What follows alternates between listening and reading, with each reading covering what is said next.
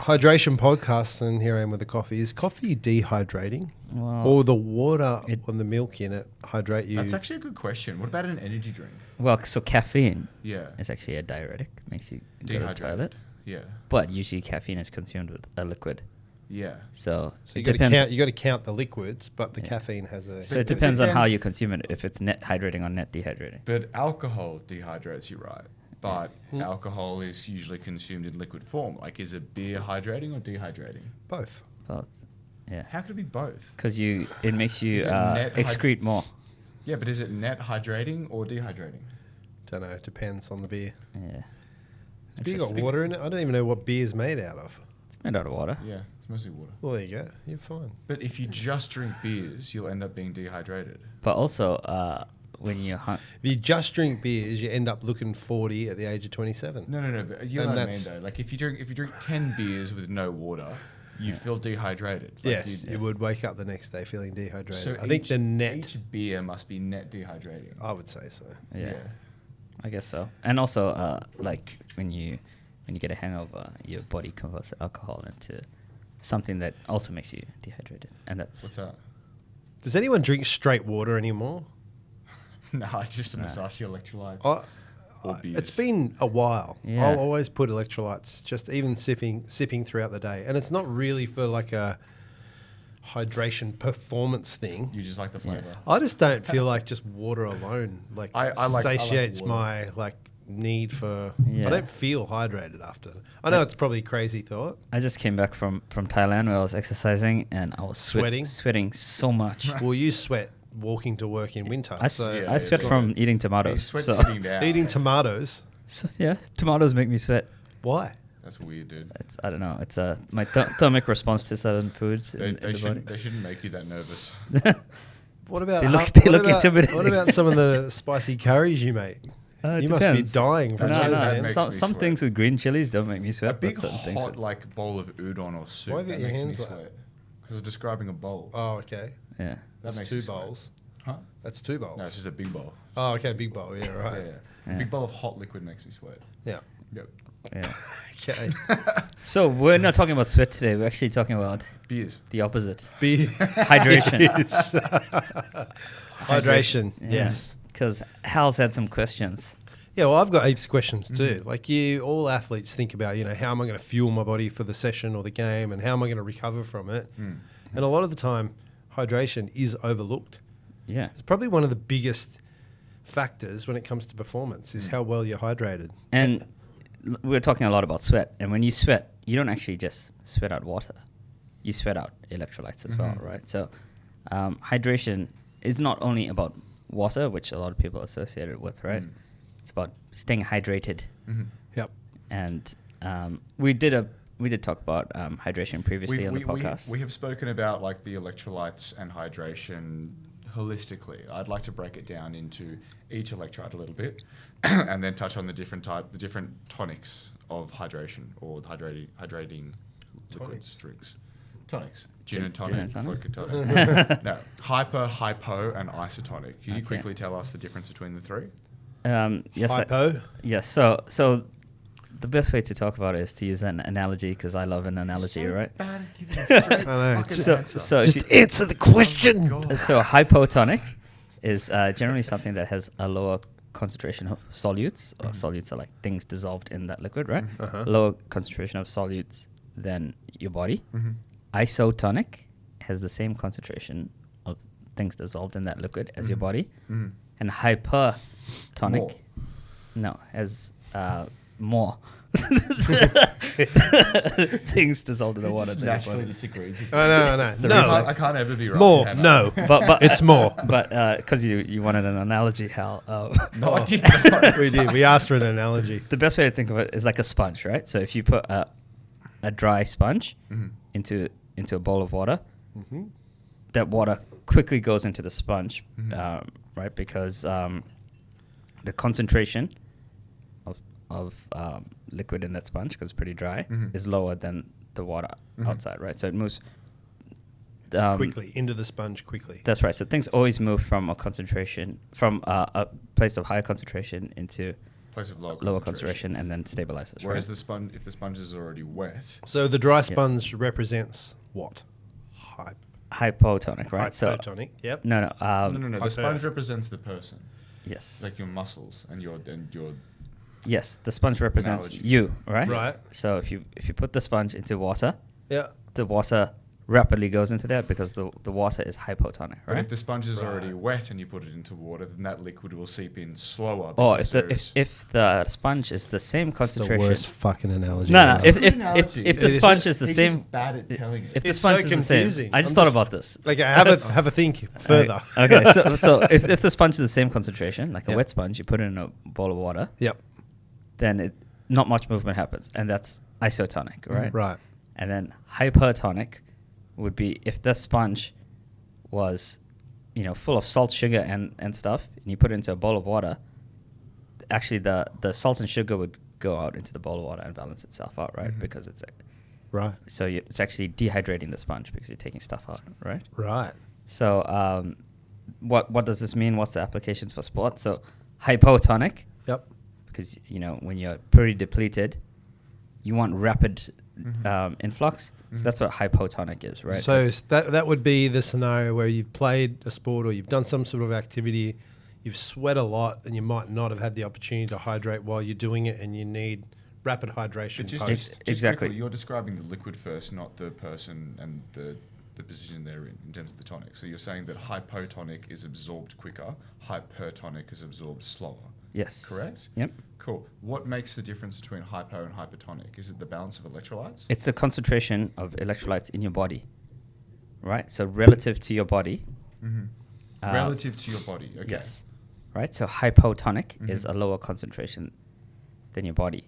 So it's not a balance of electrolytes. It's the what? It's just the. It's the concentration the compared to the Yeah. concentration within your body. Yeah. But same point. Is that just like the volume of electrolytes, or is it a ratio of? It's based on a calculation of electrolytes and carbohydrates, right? And Oh, so it's electrolytes to carbs. it's not just a ratio of electrolytes to carbs. It's a total amount of electrolytes and carbs. And it's measured in moles, not grams, which is it takes into consideration the size of the molecules as well. Interesting. Okay. Can you describe the two ends of the spectrum from hypo to hypotonic in terms of give us two examples? Yeah, so that's what I was doing. So Sorry. the dry What he was sponge. doing before you rudely cut him off about his sponges. Yeah. So this dry sponge, right? You're rapidly hydrating it. Yep.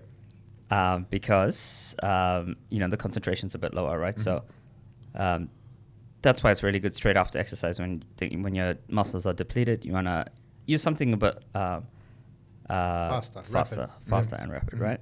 But when you do that, some people do get a bit of gastrointestinal upset. And that's why a lot of sports drinks have traditionally been isotonic. So it rehydrates you a bit slower.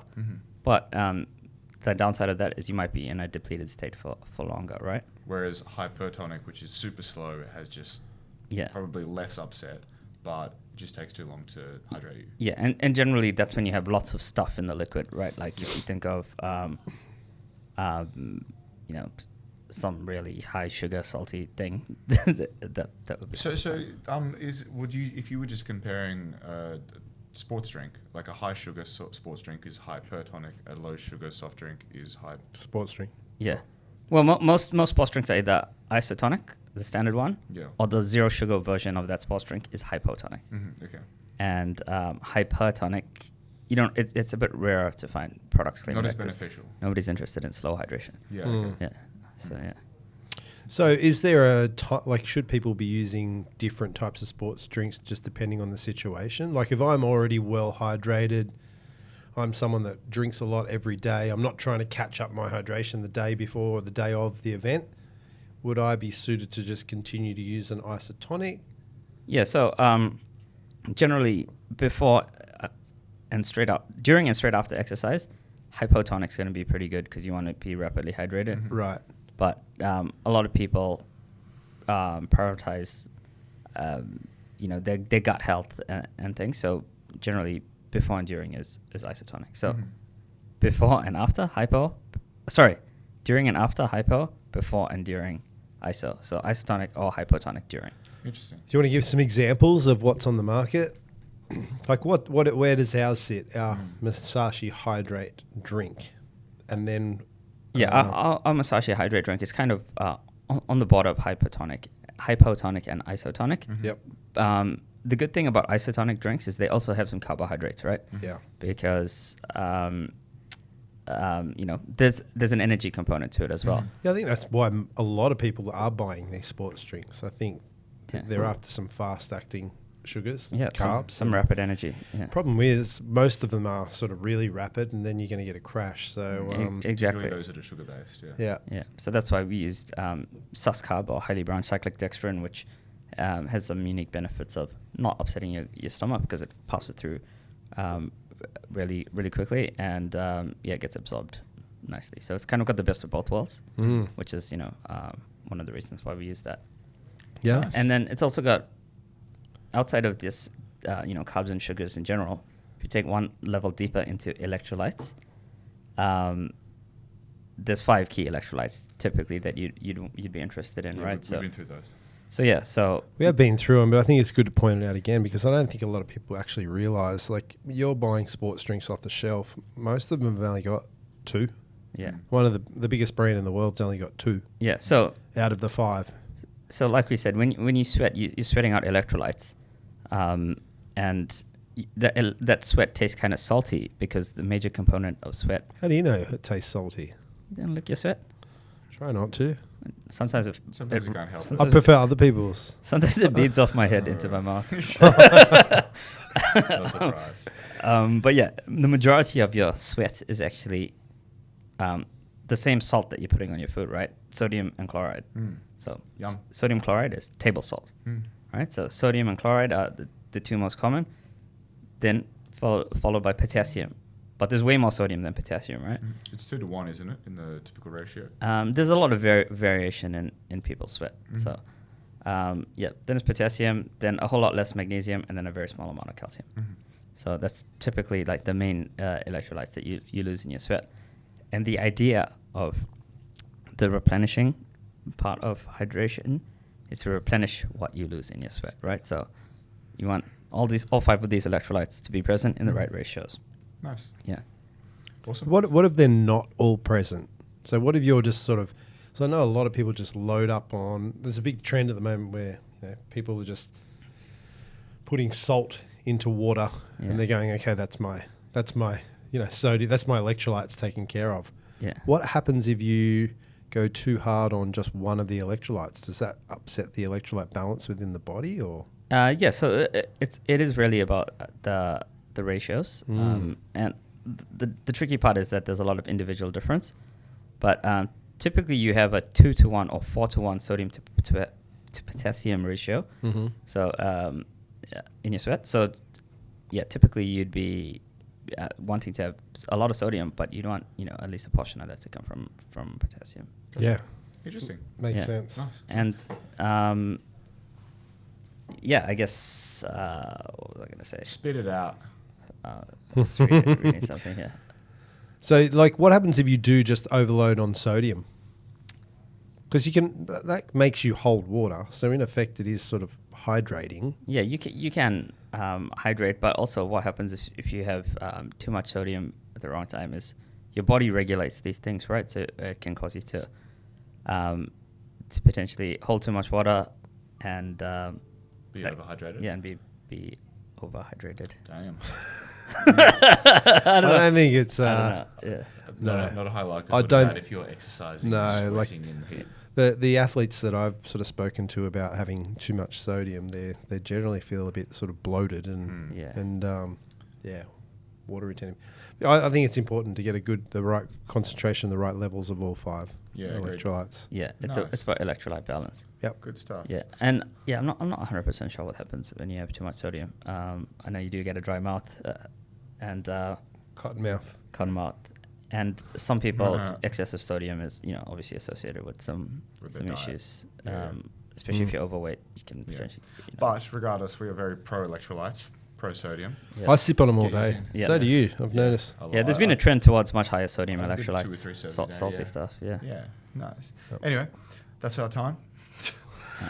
Is that it? That's it. That was Okay. a quick one. Yeah. So you, That's- is that that's it? You nice. just wanted to find out about hypo, Pretty hypo, much, and yeah. That's all we isotonic. had time for, yeah. Yeah, that's why I didn't Google anything. So else. most of the ones on the shelf are isotonic. Yep. Yeah. Stay away Zero from sugar hypo. for hypotonic, Yeah, God, but is there a, isotonic and hypertonic have their benefits. it'd be really nice if there was a drink out in the market that wasn't just full of sugar, But have but some also carbs. didn't have no carbs at all. It's almost like we need a good one with all 5 electrolytes, some carbs, but also low in sugar. Do you know of any? B vitamins and amino acids as well. I can think of one. If only, Not in here. if only we, Musashi Hydrate on shelf now.